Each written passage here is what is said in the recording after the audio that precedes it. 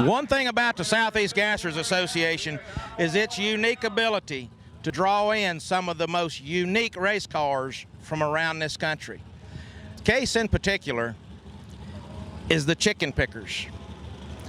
A gentleman by the name of Robert Simpson, whom is not the owner of the car, but he's friends with the family who has owned this car for about the last 30 years.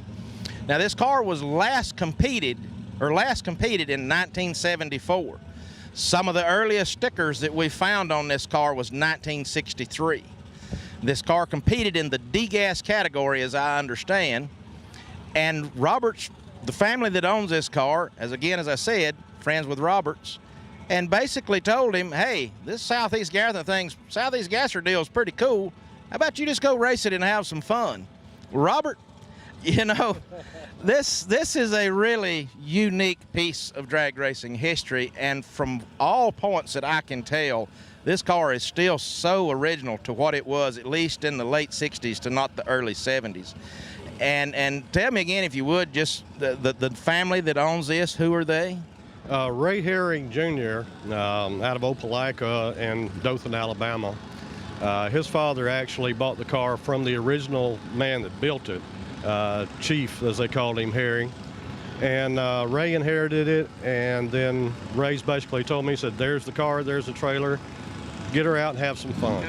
So that's, you couldn't ask for better than that. Oh, no, ain't no doubt. That car right there she may not be the prettiest girl at the dance, but she got the best stories. Oh, no question. and that's, you know, that's one of the things that we love, you know, is some of the stories behind this stuff, because the Southeast Gassers Association has truly given these cars a place to race that gives them the credit that they deserve.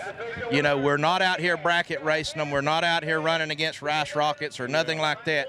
We're racing these cars against cars of their kind and allowing them, you know, to strut their stuff like they used to do so prominently back years ago. Exactly, and this car, as I say, is original back to the fact that paint job was put on it in 1965. No kidding. So it is just like it was back then. The car held 5 national records, running the 302 Z28 engine. And now she's coming back out, and we're going to play with it a little bit and see if we can win some more. Well, and you know, it just as well likely. You know, once a winner, always a winner is kind of the way I look at it. But one of the most unique things on this car that I've seen, and certainly have not had the opportunity to see on any of the other cars that race with us, is the intake manifold on this thing. Let's take a look at that.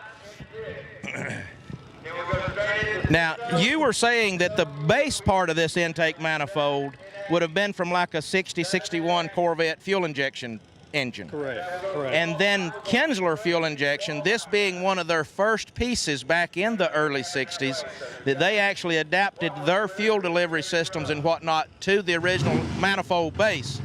And this car still has it on it.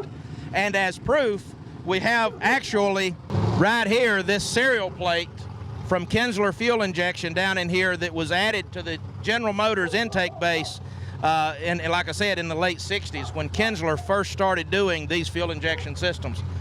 If that is not authentic posterity, Robert, nothing in the world is. Well, and if you look towards the back, it's still got the GM part number on the intake. Yeah. Well, I noticed the firing order stamped up here underneath the thermostat housing. So, Robert, again, brother, we can't thank you enough for bringing this stuff out and giving us and the people that come and watch these races an opportunity to see something that, for the most people, didn't exist anymore. Well, this is kind of like finding them old rare dinosaur bones.